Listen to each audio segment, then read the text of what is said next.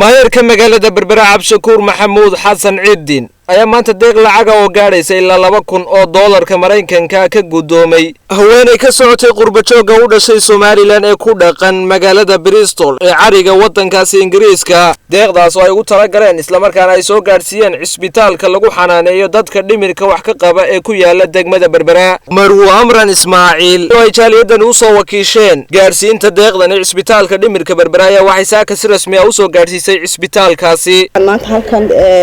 ku haya lacag dhan $2,000 $1,600 waxaan ka soo ururiyay dadweyne degan ee magaalada Bristol ilaahay ka abaal mariyo 400 aniga ku daray waxaan ugu talagalay dhakhtarkan maanta aynu taaganahay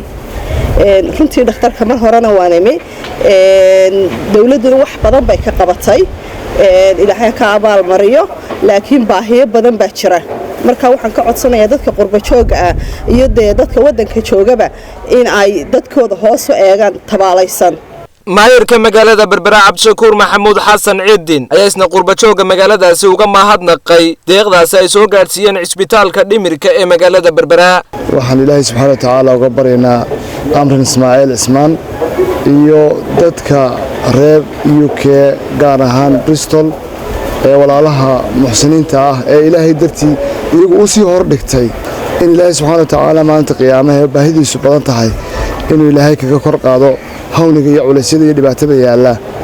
qof kasta oo muslimna waxaan ugu baaqaynaa intuu nool yahay waxaan leeyahay wuxuu leeyahay masraqadiisa hore oo sii horumarsado wuxuu hore u sii dhigtay qof kasta bal leeyahay mar labaad iyo mar saddexaad Ilaahay waxaan ugu baryaynaa cid kasta oo isbitaalka mentalka wax soo tarta waxaan Ilaahay ugu baryaynaa Ilaahay subhanahu wa ta'ala dhibaatada adduunyada ta aakhirada kaga kor qaado. Khalid Xasan Kharash, Home Cable TV, magaalada Berbera.